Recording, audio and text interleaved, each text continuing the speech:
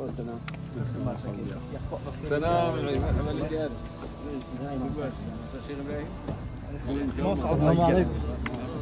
سجاد شلونك؟ ماشي ماشي.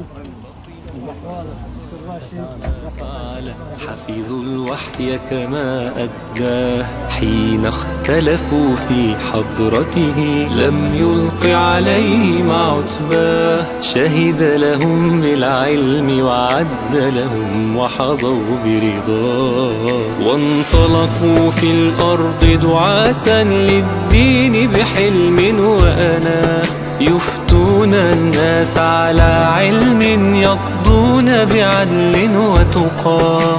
منهم ابن العم علي أول من أسلم بصباه، وعبادلة 4 كانوا للعلم وعاء وسقاه، والصديقة بنت أبيها أقربهم لرسول الله، أنس جابر والدوسي حفظوا السنة خير رواه، أمصار الإسلام أضاءت بهم علما فاح شذا، فقهاء كانوا للأمة نورا وأمانا وهدى، حفظ الله بهم شرعته من تفريط ومغالاة، ورثوا العلم عن الأتباع عن أصحاب رسول الله، نعمان ومالك ومحمد أحمد كل يرجو الله، لم يختلفوا لهوى أبدا فاسمع قصتهم بأناه.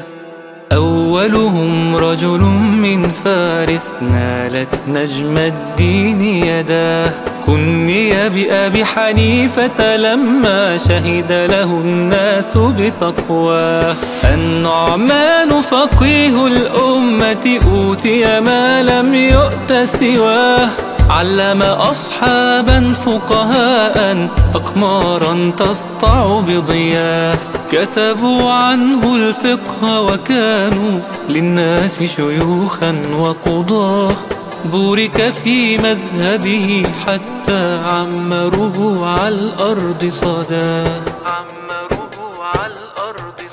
في طيبة مالك نشأته دار الإيمان ومأواه، لم يتصدر أبدا حتى شهد له 70 تقاه، كان مهابا كان تقيا لا أدري لا تبرح فاه، من أقصى الأرض وأدناها يطلبه الناس لفتواه، واتفقت كلمتهم طرا، مالك ثقة لا نأباه، وموطأه أصل الكتب ومدونة الفقه جناه، فقهاء كانوا للأمة نورا وأمانا وهدى، حفظ الله بهم شرعته من تفريط ومغالاة، ورثوا العلم عن الأتباع عن أصحاب رسول الله،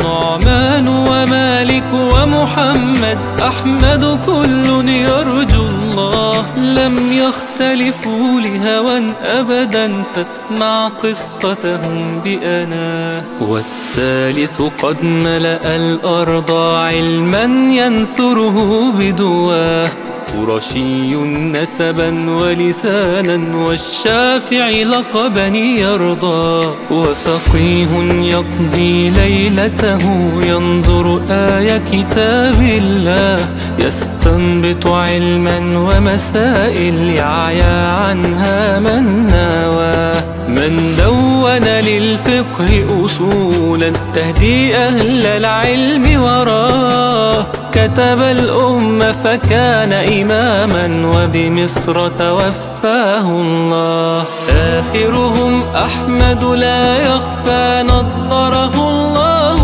وهداه، جاب الأمصار برمتها يطلب إسنادا بعلاه، حفظ وأتقن فقه وأوعب لم يتلفت منذ صباه، مسنده للسنة بات إماما للناس ومن المشكاة. ثبت بوجه المحنة وأبى أن يشري بالدين نجاة. رفض البدعة نصر السنة يتبرك برسول الله. فقهاء كانوا للأمة نورا وأمانا وهدى.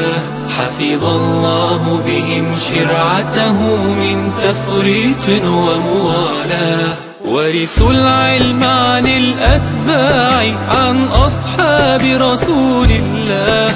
نعمان ومالك ومحمد أحمد كل يرجو الله. بارك ربي في علمهم وحباهم من حمل لواه.